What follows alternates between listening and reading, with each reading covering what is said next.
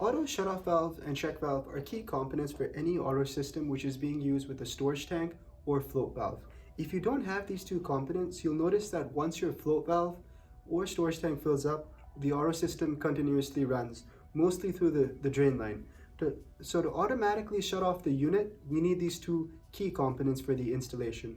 Today, I'm going to be showing you how to correctly install an auto shutoff valve or check valve to your existing reverse osmosis system. So the components that you need for the install are, of course, an auto shutoff valve and a check valve. Now to get started with the installation, we're going to look at the back of the unit. So when the water is entering from the right, it leaves from the left. So look at the out, which is your final pre-filtration carbon stage, and follow that line all the way to the cap side of the membrane. So we're going to remove the fitting, which is going out of the out. Now if you notice, I'm trying to pull it, but it's not coming out. These are quick connect fittings. So pinch the collar and remove the tubing. Repeat the process on the cap side of the membrane housing.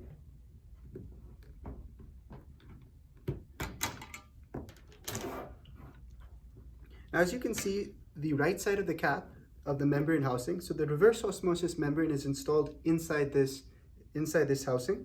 So we have an open inlet here and we have two inlets over here.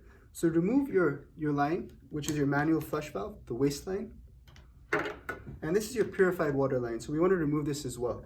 But just a quick note, most of the time we give you 90-degree check valves as it's much more efficient in shutting off the water supply. But some vendors provide a straight check valve. So if you're installing it with a straight check valve, just notice the arrow on the fitting along with the pink tip. This pink tip should be away from the unit. So you're just going to cut the line here and install the check valve if you're installing it with the straight check valve. Now, since we're installing it with the 90-degree check valve, we're going to remove the purified line and remove the two fittings which are on the membrane housing canister.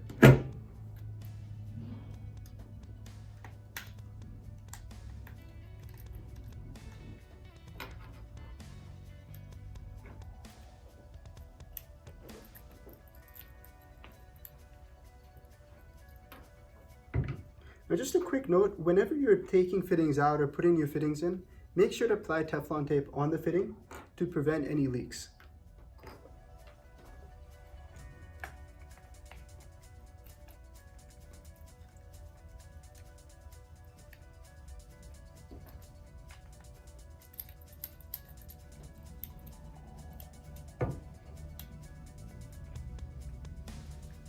Now as you can see, the check valve goes above your waistline.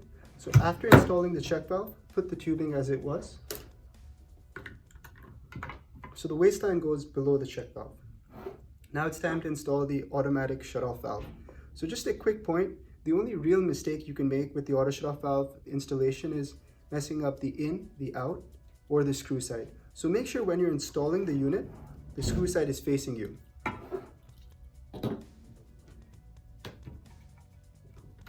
Now we're going to be installing the auto shutoff valve from the out. So focus on the out again.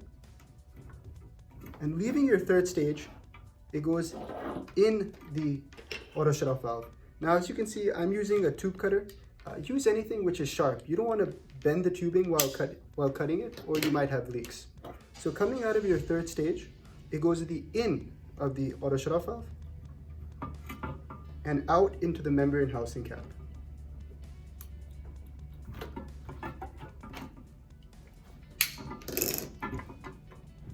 And just when you're pushing the tubing in, make sure you hear a slight click sound to make sure the tubing is properly inserted inside any of the fittings. Now make sure that when you're installing the auto shutoff valve, none of the lines cross each other. As you can see, it's going straight from the in out into the membrane housing. Now from the check valve, which is your pink fitting, it goes behind the in the screw side.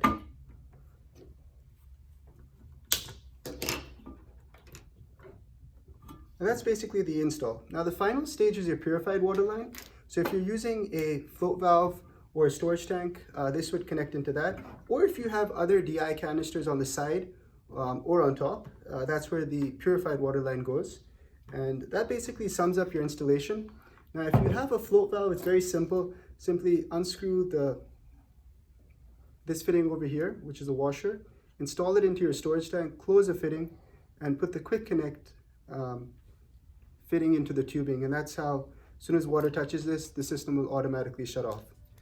And this is a very quick yet insightful video of how to install an auto shutoff valve and check valve. If you have any questions or comments, please feel free to leave them below or contact us at sales@liquidgen.com. You can visit our website at www.liquidgen.com to see more of the systems and products we have related to water filtration. Thank you for your time, and I hope you guys enjoyed the video.